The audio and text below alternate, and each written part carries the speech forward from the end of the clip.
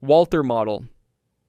Walther Model was called Hitler's fireman because wherever the Eastern or Western Front was collapsing fastest, Model was the man thrown into the flames to stop it. A Wehrmacht Field Marshal of terrifying competence, he specialized in defensive warfare so effective that entire Soviet offensives ground to a halt against positions he had personally reorganized overnight. He was not a general who commanded from comfortable headquarters. He was known for appearing at the front line, arguing with junior officers, overriding decisions on the spot, and in the most brutal episodes of his command, ordering retreating soldiers executed where they stood. He commanded Army Group B during the Battle of the Bulge in December 1944, and the grinding nightmare of the Hurtgen Forest, one of the bloodiest engagements American forces faced in the entire war. Unusually for the Reich's senior military leadership, Model openly argued with Hitler and somehow survived it every time. When Germany's final collapse came in April 1945, Model refused to surrender his encircled Army Group B in the Ruhr pocket. He also refused to let his men die uselessly. He dissolved the army, walked into a forest near Duisburg, and shot himself on April 21st, 1945, choosing death over either option. Of all the Wehrmacht's fighting generals, Model remains one of the most competent and one of the least romanticized. Ferdinand Schörner.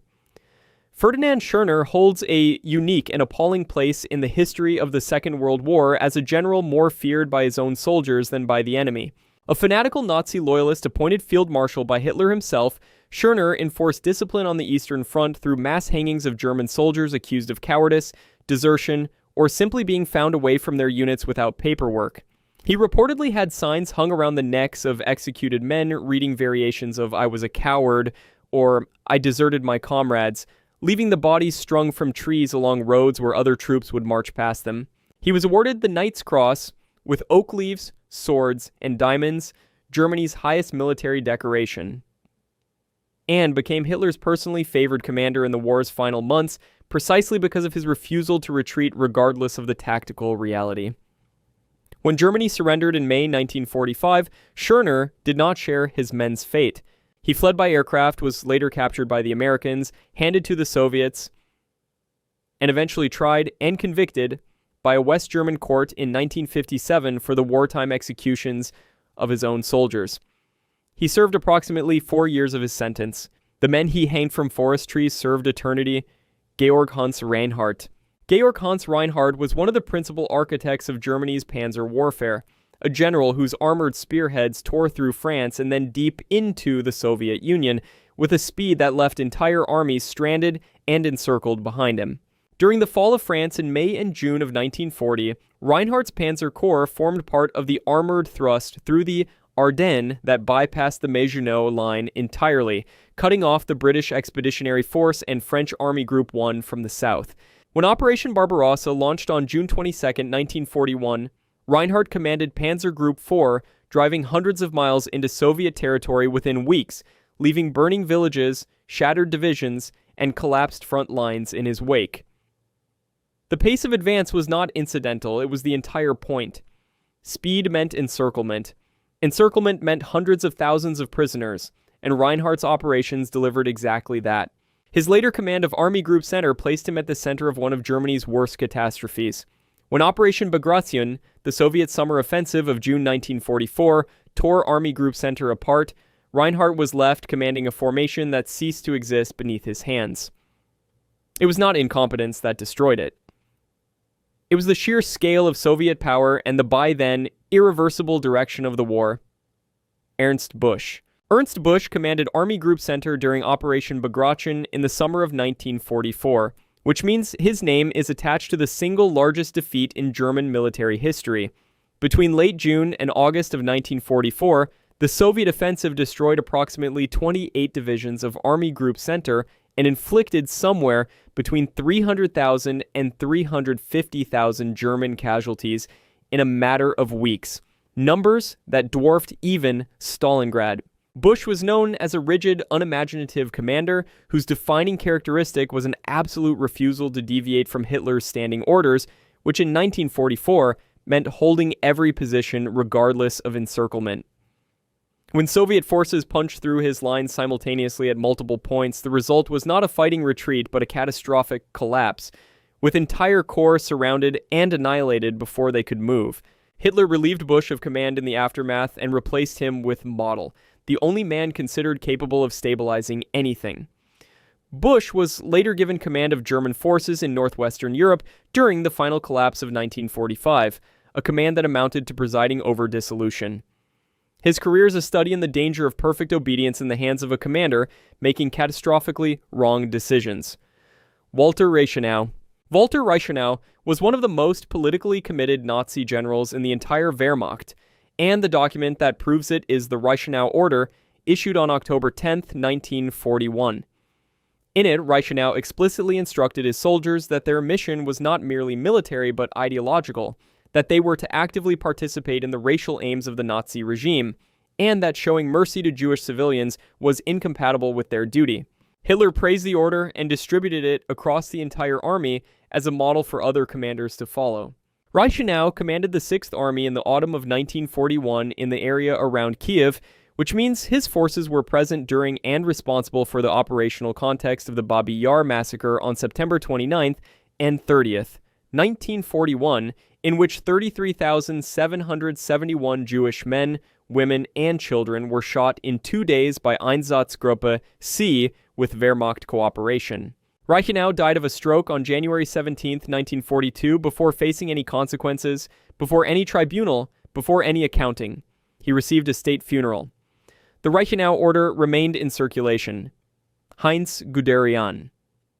Heinz Guderian, more than any other single individual, invented the way the Second World War was fought.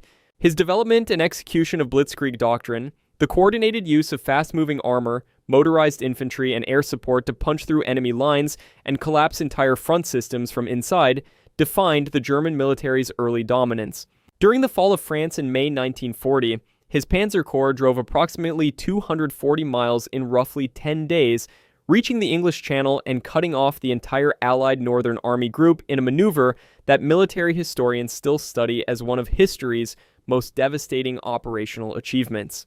He pushed tanks beyond their mechanical limits and men beyond physical endurance because he understood that speed itself was the weapon. In the Soviet Union, he drove toward Moscow in 1941 until supply lines were ghost threads stretched across hundreds of miles of Soviet steppe. Later, appointed chief of the Army General Staff in July 1944, Guderian had explosive confrontations with Hitler in the war's final phase, on one occasion reportedly needing to be physically restrained during arguments in the Führer bunker. Hitler dismissed him in March 1945.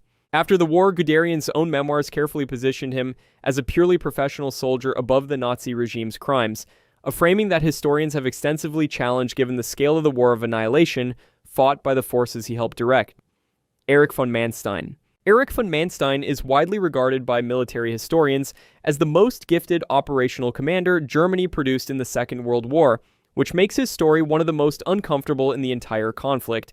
The plan that destroyed France in 1940, the Sichelschnitt, or sickle cut, the armored thrust through the Ardennes that the French High Command considered impassable, was Manstein's conception.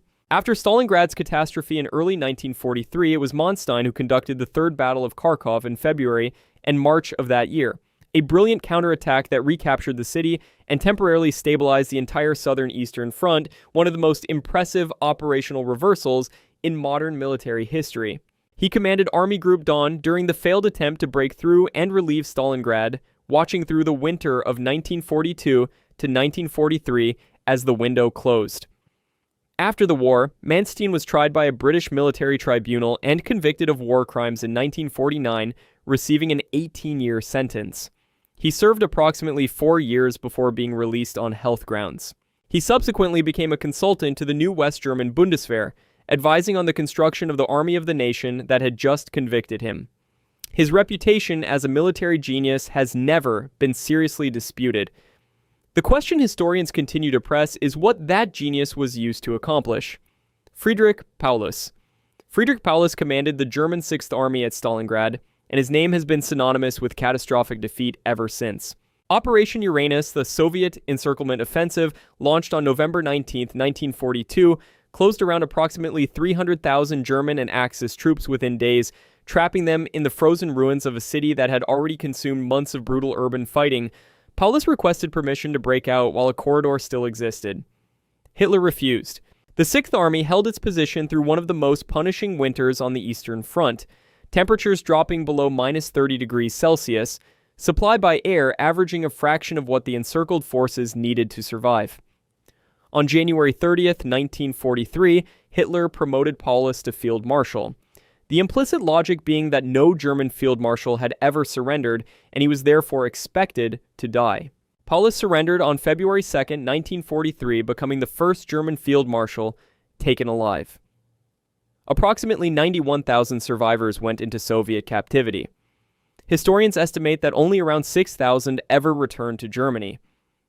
The defeat at Stalingrad broke the myth of German military invincibility in a way that no previous setback had, and Paulus spent the rest of the war as a Soviet prisoner, eventually broadcasting anti-Nazi statements from captivity.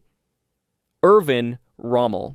Erwin Rommel earned the name the Desert Fox in North Africa, commanding the Afrika Korps with a style of warfare so aggressive and unpredictable that Allied commanders began to fear him as a personal force rather than simply an opposing general. Winston Churchill mentioned him by name in Parliament, saying it was difficult to speak of him as an enemy, which for a wartime prime minister describing an active opponent was almost without precedent. At the Battle of Giselles in June 1942, Rommel encircled and destroyed a British force significantly larger than his own, then took the fortress of Tobruk on June 21st, 1942, capturing approximately 33,000 prisoners in a single day, one of the most humiliating defeats the British Army suffered in the entire war. He was promoted to Field Marshal the same day.